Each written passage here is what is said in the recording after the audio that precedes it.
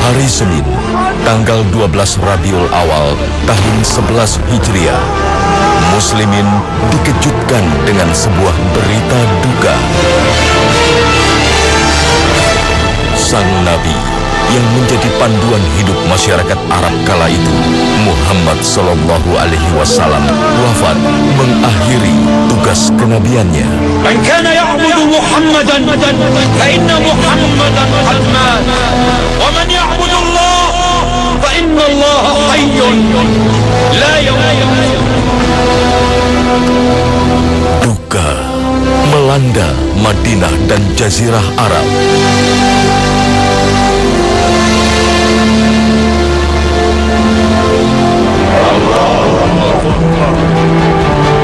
Namun di tengah kesedihan, para sahabat segera bangkit melanjutkan roda kepemimpinan Muslim.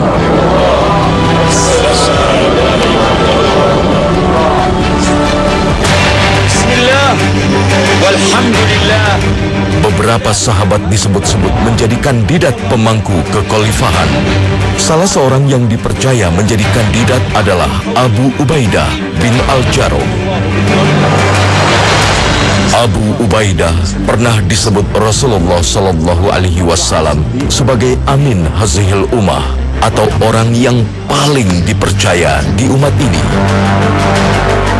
Wajar saja, sebab di saat masyarakat masih ragu dengan kebenaran yang dibawa oleh Rasulullah Sallallahu Alaihi Wasallam, Abu Ubaidah justru termasuk golongan yang awal memeluk Islam. Keyakinan yang sepenuh hati dalam menjalani Islam membuat Abu Ubaidah disebut-sebut Rasulullah sebagai salah satu dari 10 orang yang dijamin masuk surga. Sebagai agama baru yang masih asing, Abu Ubaidah dengan sepenuh hati berdakwah serta membela Islam sepenuh jiwa raganya.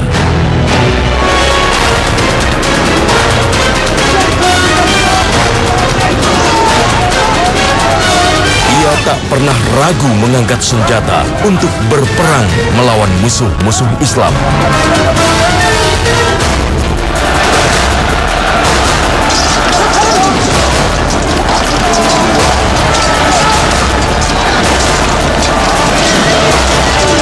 Bahkan di perang perdana antara Muslimin dan musyrik Quraisy, ia rela membunuh ayahnya yang jelas-jelas sangat memusuhi Islam.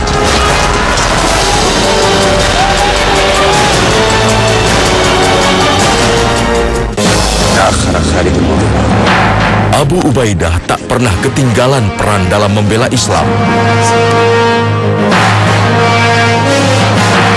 Hampir semua momen jihad di masa Rasulullah Sallallahu Alaihi Wasallam kerap ia ikuti.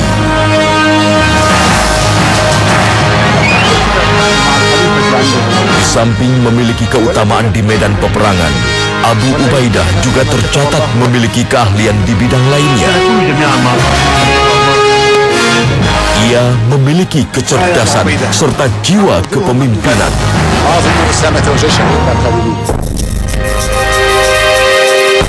Maka tak heran jika Rasulullah Sallallahu Alaihi Wasallam menunjuknya sebagai duta dakwah Islam yang dikirim ke wilayah Najran. Di peristiwa ini, Rasulullah Sallallahu Alaihi Wasallam menyebutkan akan mengirim orang yang paling terpercaya ke wilayah Najran. Orang ini tak lain adalah Abu Ubaidah bin Al-Jarrah yang disebut sebagai manusia paling amanah.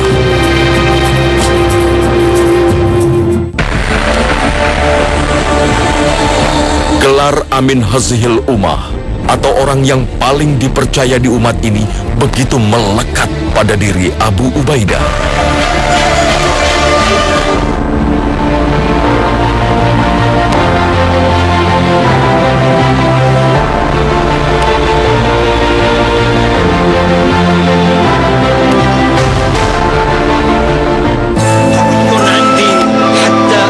Setelah wafat Rasulullah Sallallahu Alaihi Wasallam, Abu Ubaidah, Abu Bakar, dan Umar bin Khattab menjadi kandidat yang ditunjuk Muslimin untuk menjadi khalifah.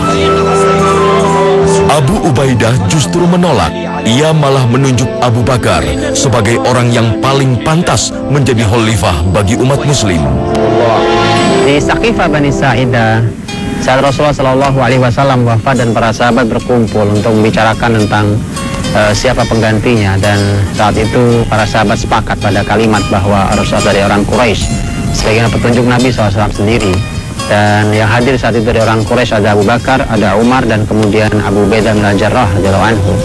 Dan Abu Bakar saat itu berkata bahwa pilihlah dari dua orang ini, Umar atau Abu Ubaidah. Ini artinya bahwa Abu Ubaidah adalah orang yang layak. Bagaimana tidak? Dialah orang yang disebut oleh Nabi SAW sebagai amin hadhil ummah, sebagai orang yang paling amanah di umat ini. Tetapi Abu Ubaidah berkata, dia mengatakan saya tidak mau. Karena siapa yang berani menjadi pemimpin pada waktu Rasul hidup, Abu Bakarlah yang ditunjuk sebagai imam sholat. Artinya bahwa di kalangan para sahabat menjadi imam sholat itu tidak sembarang orang. Tidak sembarang orang berhak untuk menjadi imam sholat. Sebagaimana kita hari ini terlalu sembrono dalam memilih orang dalam menjadi imam sholat. Sekaligus pelajaran bahwa pemimpin dalam Islam, berbicara tentang pemimpin yang baik adalah pemimpin yang menjaga sholatnya, menjaga amanahnya. Abu Bakar As-Siddiq menunjuk Abu Ubaidah karena Abu Ubaidah adalah orang yang disebut Nabi sebagai orang yang amanah. Maka pemimpin tanpa amanah tidak ada artinya. Abu Ubaidah merasa bahwa Abu Bakar As-Siddiq adalah orang yang layak karena dia imam dalam sholat.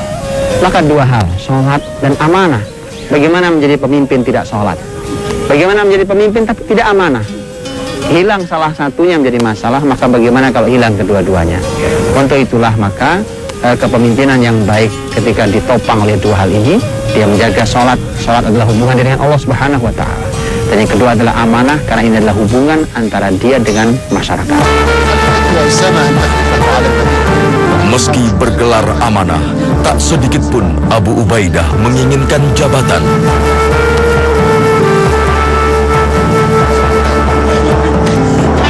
Namun karena sifat terpercaya dan kecerdasan yang dimilikinya, sang khalifah mempercayakan Abu Ubaidah sebagai ahli syuro atau tim penasihat negara sekaligus sebagai pengawas keuangan negara. Dan hanya orang yang amanah yang berhak untuk mengendalikan harta negara. Tanpa itu maka negara akan lelah, masyarakat akan lelah dengan kezaliman pada harta.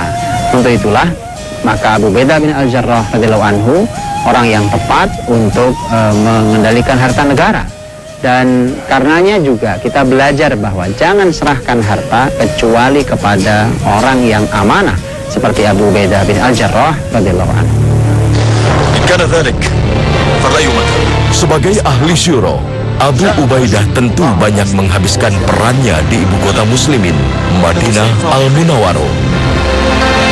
Meski begitu, pada saat Islam mulai meluaskan wilayahnya ke Syam, ia tetap diberi kepercayaan oleh Khalifah Abu Bakar untuk berhadapan dengan Romawi. Sang Khalifah paham betul, bukan hanya keahlian perang yang harus dimiliki pasukan dalam menghadapi Romawi, namun juga kecerdasan serta kesabaran yang tinggi seperti halnya yang dimiliki Abu Ubaidah bin Al-Jarrah. Bismillahirrahmanirrahim. أما بعد فلقد وليت أمين الأمة أبا عبيدة بن الجراح وعمر بن العاص وعكرمة بن هشام ويزيد بن أبي سفيان وشرحبيل بن حسنة قادة على الجيوش المتجهة للشام لفتحها. خليفة رسول الله صلى الله عليه وسلم Abu Bakar. Ala barakatillah. Ala barakatillah. Abu Ubaidah bin Al-Jarrah radhiyallahu anhu kita tahu memiliki keahlian di bidang pertempuran. Dia panglima hebat, panglima perang, ahli strategi. Maka ini sangat diperlukan di negeri Syam karena yang dihadapi adalah Romawi. Dia juga seorang pemimpin dengan kemampuan memimpin yang tidak lagi diragukan. Bahkan sebenarnya dia salah satu kandidat yang layak untuk menjadi khalifah, pemimpin tertinggi. Dan yang ketiga, ini sangat penting, adalah bahwa Abu Ubaidah adalah tipe pemimpin yang lembut hatinya, lapang jiwanya. Ini diperlukan di negeri Syam, karena saat itu negeri Syam itu didatangkan pasukan muslimin yang dipimpin oleh beberapa panglima. Ada panglima Khalid bin Walid radhiyallahu anhu, ada Panglima Yazid bin Abi Sufyan, termasuk Panglima Abu Ubaidah dan panglima-panglima yang lain. Dan kita bisa melihat bahwa bisa jadi gara-gara banyak panglima itulah, maka bisa jadi muslimin kalah sebelum waktunya karena terjadi pertempuran di internal mereka, perbedaan pendapat antar para panglima, mungkin kepentingan dan ego masing-masing, maka diperlukan perekat. Perekat itu adalah Abu Ubaidah bin Al-Jarrah radhiyallahu anhu. Abu Ubaidah memimpin pasukan muslimin berhadapan dengan Romawi.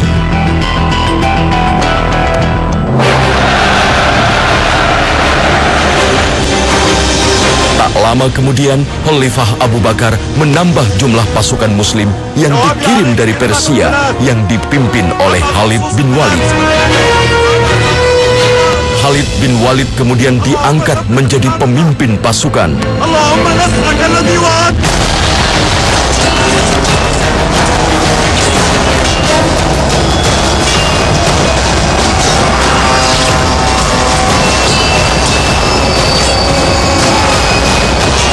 Melalui pertempuran yang sengit, Romawi mulai ditaklukkan muslimin.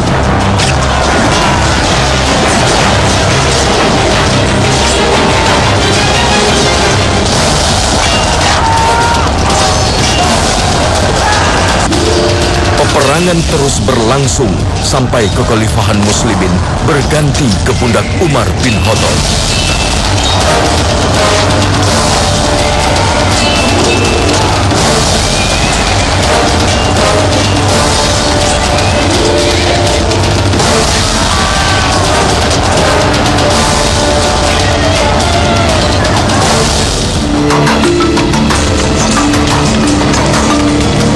Di masa Umar, sang khalifah mengangkat kembali Abu Ubaidah sebagai pemimpin pasukan perang.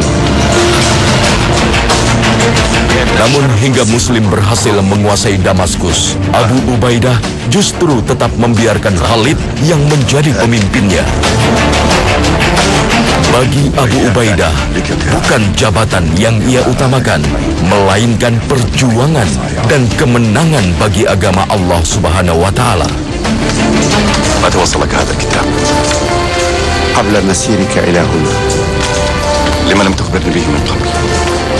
أنا جندي في جيش الإسلام، وأنت أميري فضعني حيث تشاء، وليس لك مني إلا السمع والطاعة.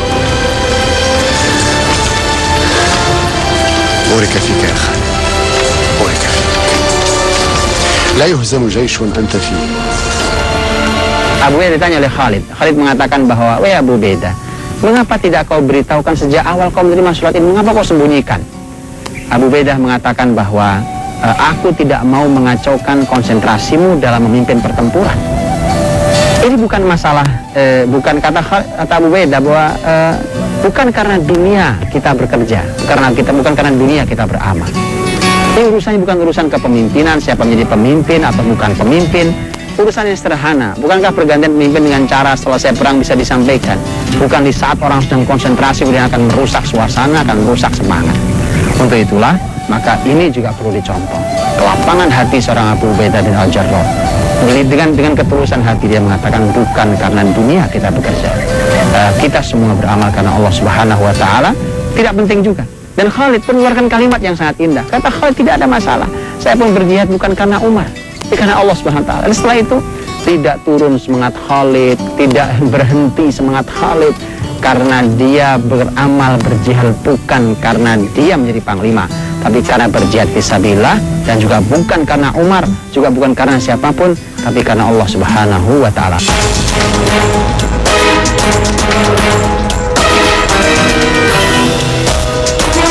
Kembali menjadi panglima perang, Abu Ubaidah tetap rendah hati. Ia tak serta-merta mengecilkan peran Khalid bin Walid. Ia tetap mempercayakan Khalid sebagai pengatur strategi di medan perang. أبا سليمان، أنت قائد المعركة. من قال ذلك؟ أنا. فكيف أخذها منك وأنت أمين هذه الأمة؟ ماذا سنقول لعمر؟ أما أمر عمر فدع، أرني ماذا لديك. سأقاتل كراديس كراديس.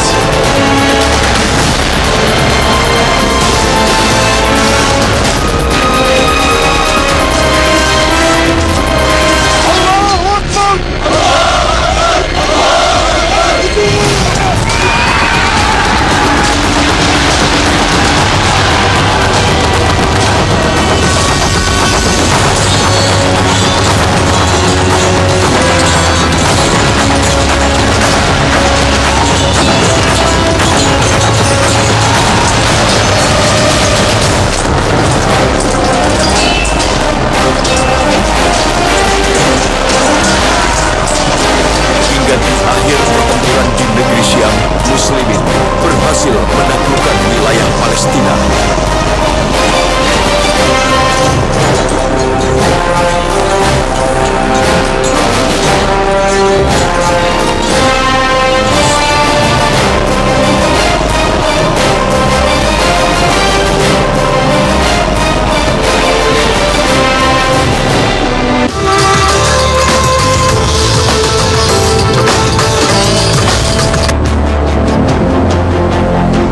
Abu Ubaidah meminta Khalifah Umar bin Khattab datang ke Palestina untuk menerima kunci Baitul Maqdis. عبد الله أبو عبيدة عامر بن الجراح.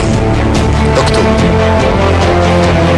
إلى عبد الله عمر بن الخطاب أمير المؤمنين من عامله أبي عبيدة عامر بن الجراح. السلام عليكم ورحمة الله.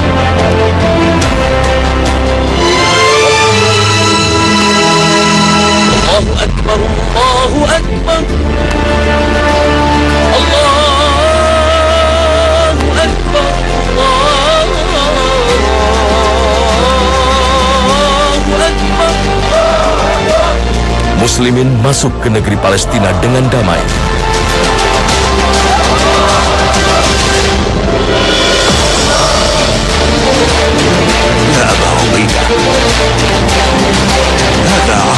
Abu Ubaidah, sang orang terpercaya, ditunjuk Khalifah Umar bin Khattab sebagai pemimpin di negeri Syam.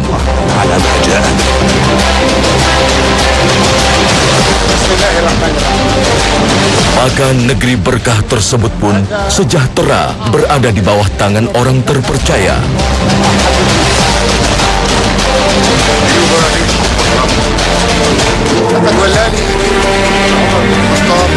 Abu Ubaidah begitu amanah menjaga wilayahnya,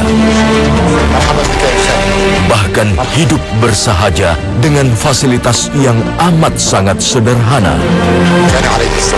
Meski ia berstatus sebagai pemimpin tertinggi di wilayah Syam. Umar radhiyallahu anhu ketika berkunjung ke rumah Abu Ubaidah di negeri Syam, masuk ke rumahnya dan menangis karena melihat rumahnya sangat sederhana. Masuk ke dalam rumahnya hanya ada tameng, ada pedang, tidak ada banyak yang dijumpai, tidak ada perkakas mewah yang kita bayangkan seorang pemimpin besar beberapa negeri hari ini. Bukan seperti itu. Dan Umar menangis. Umar mengatakan bahwa kita ini semua sudah berubah karena dunia. Kita telah diubah oleh dunia, kecuali engkau, wahai Abu Ubaidah. Maka kekaguman Umar kepada Abu Ubaidah sungguh sangat luar biasa. Karena ternyata inilah bukti kebenaran bahwa ini orang amanah. Karena Rasul tidak pernah salah menyampaikan bahwa Abu Ubaidah radhiyallahu anhu adalah orang paling amanah di umat ini. Dan kesederhanaan itu memang ditunjukkan bahwa dia punya gaji yang resmi, gaji sah. Bahkan Umar pernah mengirimkan uang dalam jumlah sangat besar, halal, untuk pribadi Abu Ubaidah bin Al-Jarrah. Sampai kemudian Umar mengatakan kepada seseorang, ini uang aku kirimkan, coba kau lihat apa yang dilakukan oleh Abu Ubaidah terhadap uang itu, untuk semakin memberikan pelajaran pada siapapun kita. Inilah orang amanah itu, inilah orang sederhana itu, inilah pemimpin besar itu. Uang yang didapatkan dari Umar dibagikan oleh Abu Ubaidah kepada seluruh masyarakatnya. Abu Ubaidah, Umar semakin mengagumi pribadi seorang Abu Ubaidah karena kesederhanaannya, karena kepemimpinannya, dan karena amanahnya. Kesederhanaan dan sifat amanah yang dimiliki Abu Ubaidah menggerakkan hati Khalifah Umar untuk menunjuk Abu Ubaidah sebagai penggantinya kelak.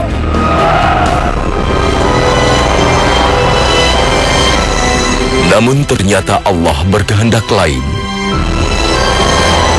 5 tahun sebelum Khalifah Umar wafat, wilayah Amwas dekat Palestina diserang wabah.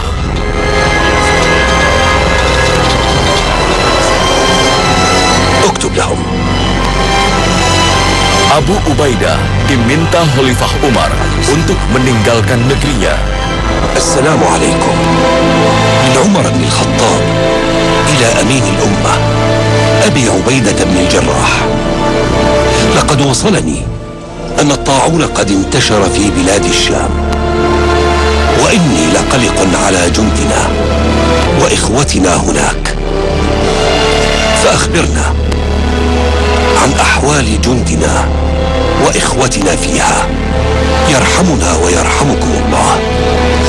Namun bukan sifat Abu Ubaidah yang rela meninggalkan masyarakatnya di tengah musibah yang terjadi. من أبي عبيدة بن الجراح إلى أمير المؤمنين عمر بن الخطاب وبعد. قد عم البلاء بلاد الشام،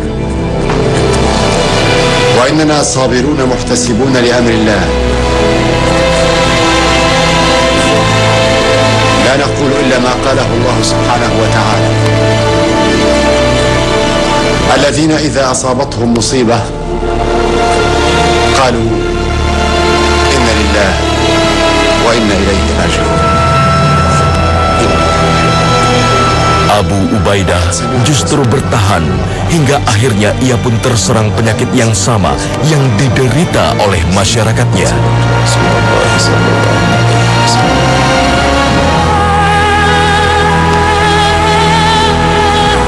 Di usianya yang ke-58 tahun, Abu Ubaidah menghembuskan nafasnya yang terakhir. Sang manusia paling amanah telah pergi, meninggalkan berjuta kebaikan kepada seluruh muslimin.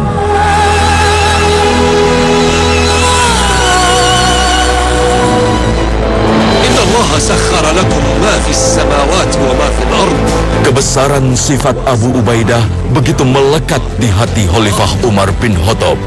Bahkan menjelang wafat sekalipun, Khalifah Umar masih teringat pada sosok Abu Ubaidah yang sempat ia inginkan sebagai penggantinya. Akhirnya Khalifah Umar tidak menunjuk siapapun sebagai penggantinya. Ia menyerahkan pemilihan Khalifah pada Dewan Syuro yang terdiri dari para sahabat yang ada di Madinah.